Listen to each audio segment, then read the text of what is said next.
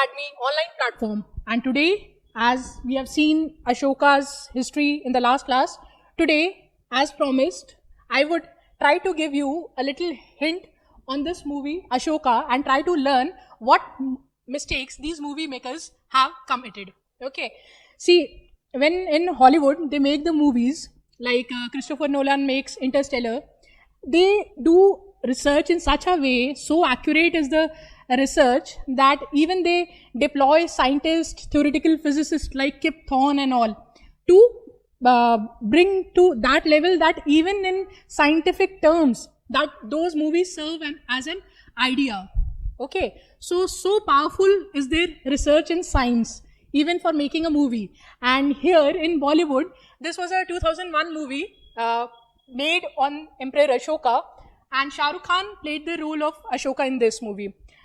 Though the movie was average, and but they could have done a well research into the background before making the movie on these historical subjects. They could have done a proper research in terms such as like we'll see further. And also why I'm like putting up this topic in the class is because the best way to learn in a short span of time is through the mistakes of others. Okay, so let's see what mistakes the movie makers have done. Okay, so first one is, see, in this movie, if you notice, all the people, Shah Rukh Khan, who's playing Ashoka, and the other people, like he is portrayed to play King Chandragupta Maurya, he is playing King Bindusar. Everywhere, if you notice, all the dignitaries, all the public prominent figures are without the turban. Okay, first thing. Now, if you see, were the movie makers or the researchers of this movie were unaware of this fact? No, they were not. Okay, why? Because if you see in the background, the soldiers, and even in the movie, the people, the soldiers, the executives, okay, the people who are there helping the king in ruling. So even those people, if we see, all the people are wearing the turban. Even the soldiers are wearing the turban. But they are not wearing the turban, the main prominent figures. Okay, so what we get to know is, if we see the panels of Sachi, okay, Bharat, if we see the panels, look at these men, okay, all in the public gathering, even the common men, if you see these men, everywhere they are wearing a turban. So what does this tell? This tells us that the people who were there, prominent dignitaries or even the common men, they used to wear turban when in public. So when you are making a movie on such historical important figures, this little bit of research could have done a added advantage to the movie, okay, to ace up the level. If not Hollywood, at least like we can improve ourselves. Okay, so and see, this is one of the things how material evidences are like they help us in building the history. How? Like this, through the sculptures, through the excavations, we dig up like the manuscripts, the stone temples, the panels, the architecture. So these all the things, it is on these bases, it is on these scientific basis that history is built up. It is not some mythology or through our ideas or fantasies that we build up a story on our own ideas. No, history is based on facts and findings. So this is through how we decode history, and these are the things that helps us knowing the culture, the past of those times, what the people ate, how the people dressed, what were their customs, which religion they followed, what were the practice they like had during those times. So everything about the customs, the social systems, you come to know through history, which is built up on through a scientific way of deductions based on material facts and evidences. It is not some made up story. Okay, so history is very well scientific in nature. Okay, that's why. So they could have done this research. Secondly, if you notice in this movie, everywhere Buddha is depicted. Buddha is depicted somewhere. Like in the stills of the movie, you see Buddha images. Okay, now even like a simple student of history would know that in Buddhism, Buddha was worshipped through some symbols. Okay. Buddha was depicted as human figure or through human statues much in the later times under Kanishk. Okay, when Mahayana school of Buddhism started propagating, when Gandhar school of art, Mathura school of art developed, it was then that it aged up and Buddha was represented in form of a human or the figure, human statues. Okay, during the time of Ashoka, everywhere if you see the panels, the stupas, the gateways in Amravati, like in in Sachi and Bharat, again you decipher, you decode from these panels that here Buddha, like all his events of life, the important events of his life, like Buddha going for, like he is renouncing the renunciation, that is depicted through a horse. Okay, here the people are worshipping this wheel, that is the symbol of Dharma Chakra Parivartan.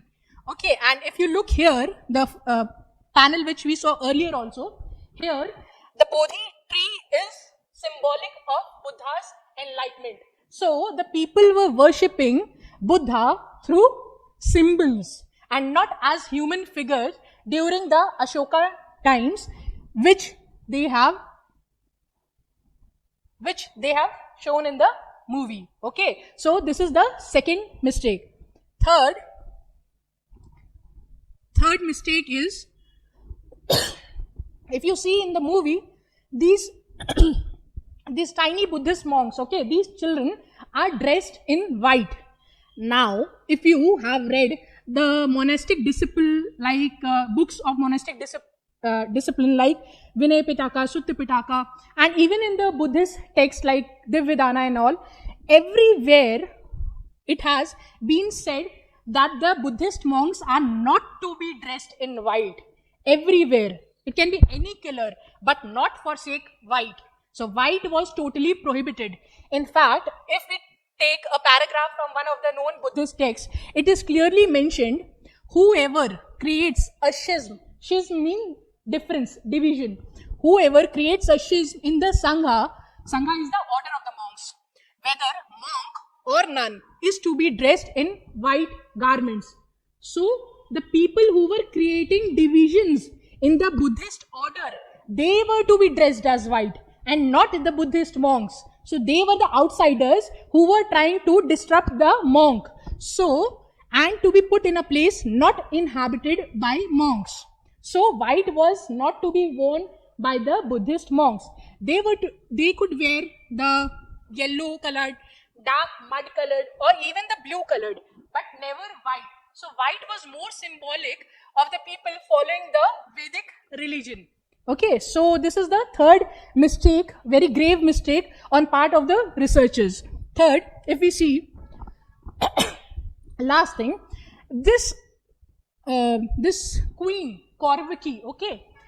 Now, we can say that the researchers have built up more on a historical telltale, the folklores. See, this queen, Kaurvaki, yes, in history, Kaurvaki was the Kaurvaki, Karuvaki or Charuvaki also. So she was the queen of Ashoka. She was the second queen consort of Ashoka. But not much is known about her in history.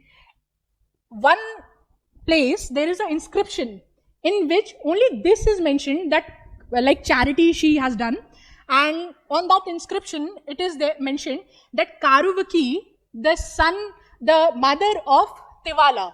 So, Tivala was the son of Ashoka and Kaurvaki. But not much is known about Kaurvaki as whom she was. So, only we gather this much from history, that she was the mother of Ashoka's son Tivala. Not much is known apart from that. But the researchers of the movie have given a twisted tale inspired from the Odissi folklores, that this, in the movie, they depicted her as having a romantic relationship with King Ashoka, whom he met during, when he was Agyatwas, when he was there hiding in the forest and all, away from Shushem. So that is told in the movie. And it is said that she was a Kalingan princess. So this is the, this story is not based on very accurate historical facts, but rather inspired from the Odisha folklore. Okay, so this is like they have built up on that thing and wanted to, we can say that they wanted to like put a little mirch, spice, masala in the movie. So historically, we don't know much about this queen. Only it is known that she was the mother of Ashoka's son Tivala. Okay, so this is like a bit fun facts about this movie, and this is our program courses, and this you can catch up us on social media platforms also, and we'll be soon coming in Hyderabad also. So let's meet in Hyderabad. Okay, good day.